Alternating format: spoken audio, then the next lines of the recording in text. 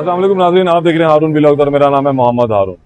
गुज़िश्ता रात लाहौर में एक बड़ा धमाका हुआ। ये इंतजामी धमाका था जिसमें डीआईजी ऑपरेशन फैसल कामरान ने थाना गाजियाबाद के 78 अहलकारों को एसएचओ समेत मुअत्तल कर दिया।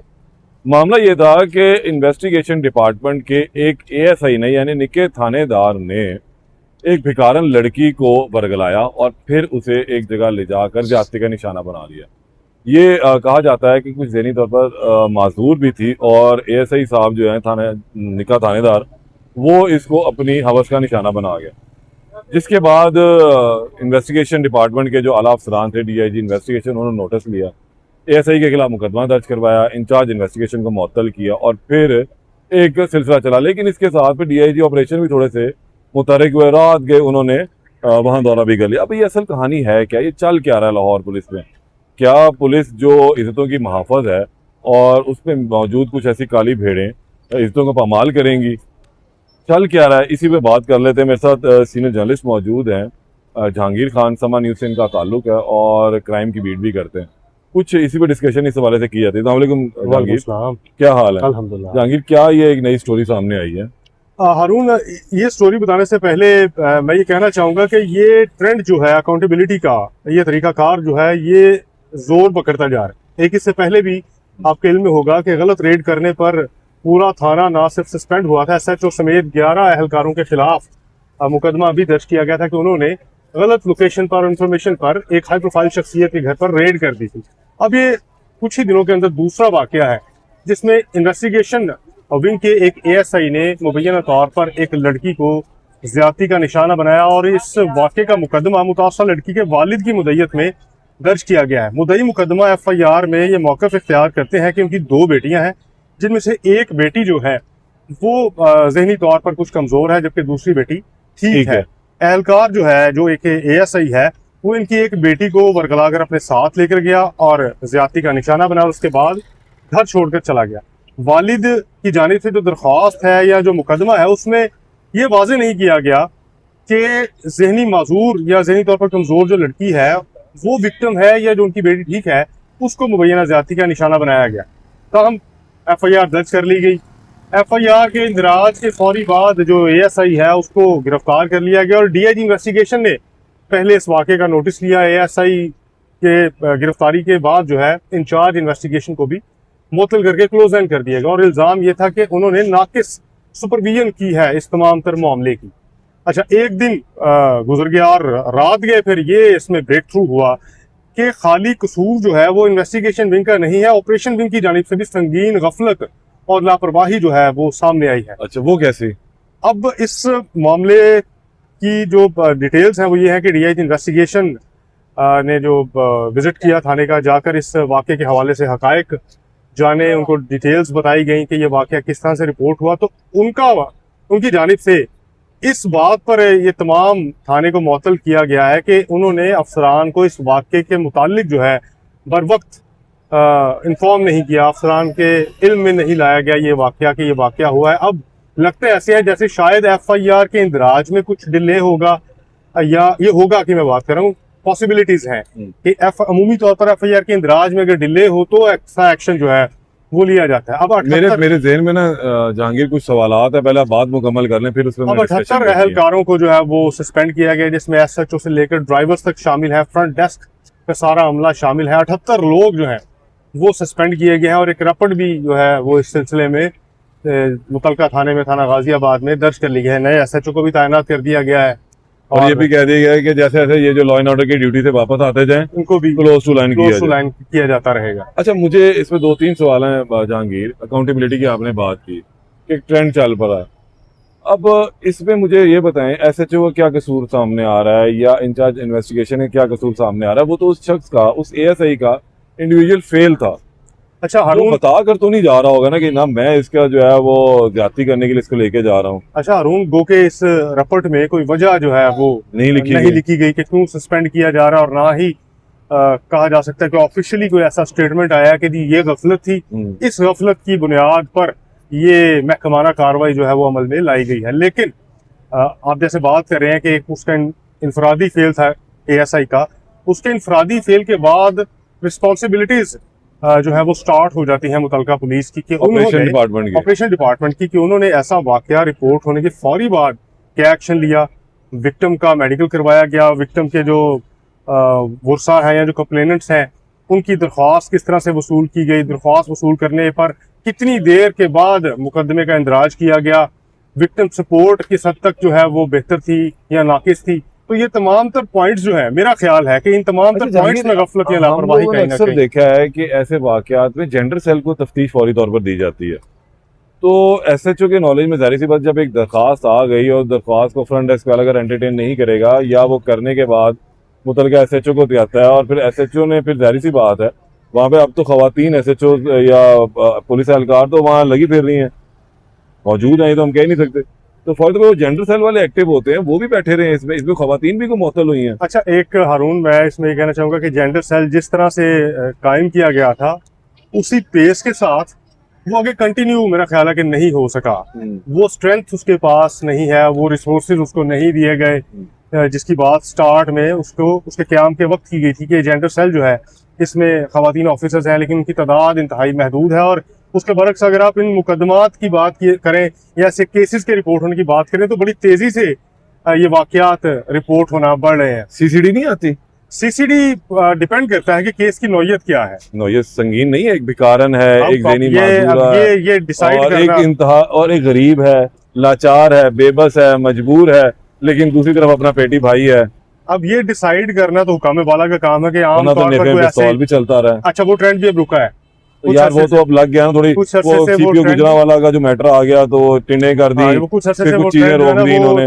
गो के सोशल मीडिया पर बहुत ज्यादा इसको क्रिटिसाइज भी किया गया, कुछ हलकों की जाने से इसको इंसानी हकूक की खिलाफ वर्जी भी कहा गया, कोर्ट्स में भी शायद जेनोसाइड था, कोर्ट्स में भी शायद कुछ रिट्स हुई, ऐसे ही तो इस था। वजह से वो मामला थमसा गया है। अब उसके बाद आप देखेंगे वाकयात है कि वो तसलसल उनका बरकरार है, देखिए, रुकने का नाम नहीं ले रहे। मुझे एक बात बताएं जहांगीर, ये हीनियस क्राइम नहीं है? Heinous crime, rape is heinous crime. किस तरह से आप इसको देखिए, किस डेफिनेशन देखिए, लेंगे तारीफ में? अच्छा heinous की? हारून, रेप एक पूरा सब्जेक्ट है आज के दौर में।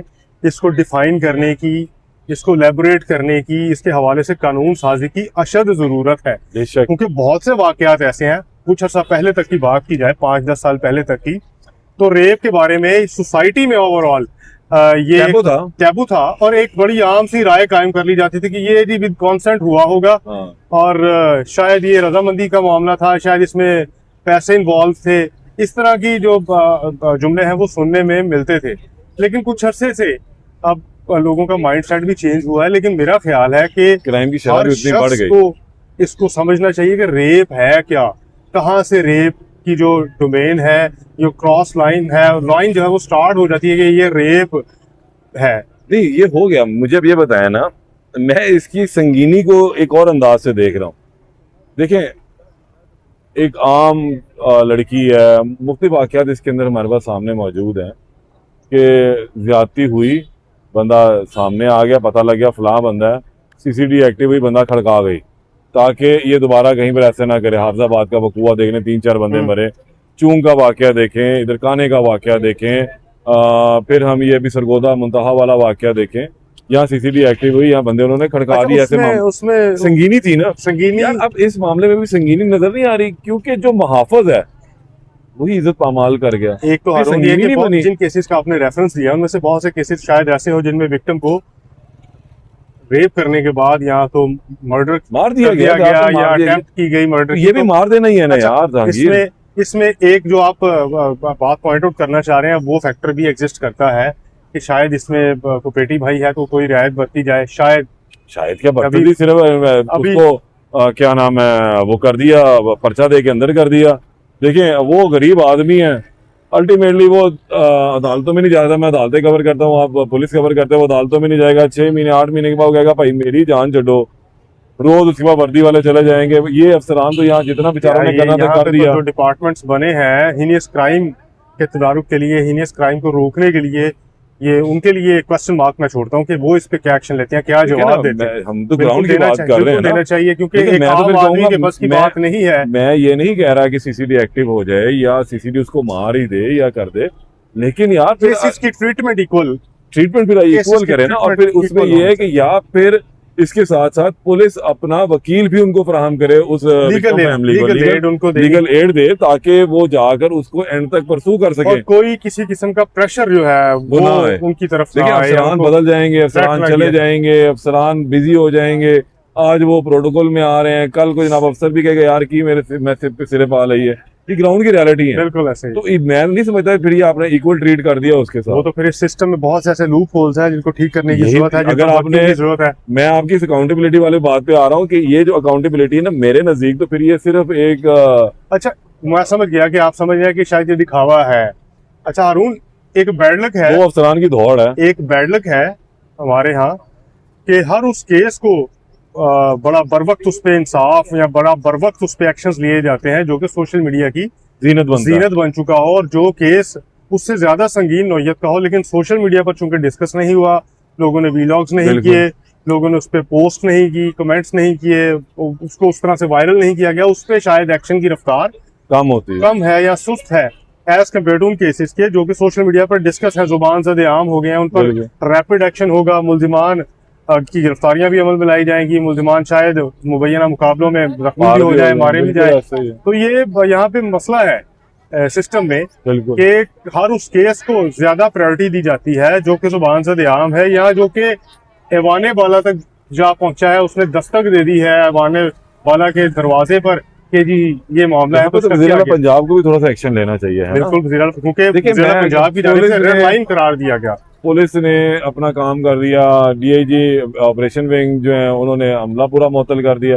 मैं पंजाब की तारीख में पहली मरतबा ऐसा है कि पूरे का पूरा अमला बना तो एसएचओ या 4-5 एहलकार मुअत्तल होते थे। मुश्किल इस दफा तो ड्राइवर खाकरोब तक जो है रगड़ दिया, एक मिसाली कार्रवाई होगी। उधर से डीआईजी इन्वेस्टिगेशन ने भी भरपूर काम कर दिया, लेकिन अब मेरे ख्याल में जो रियासत है अब वो आए, उसका करंट काम आ गया और वो आके अब इनको लीगल एड फ्राहम करे, कानूनी इमदाद दे, इनको प्रोटेक्शन दे। हालांकि जो वुमेन प्रोटेक्शन एक्ट है और एंटी रेप एक्ट है उसके मुताबिक तो अब जो विक्टिम है उसको प्रॉपरली कानूनी मदद भी फराहम करना जरूरी है। तो यहाँ पर तो फिर आपको लगता है कि अब आगे रियासत की कह सकते हैं रिस्पॉन्सिबिलिटी स्टार्ट हो जाती है। वो आपकी को बातचीत को वहां तक राब्ता हुआ उस मुदई फैमिली से?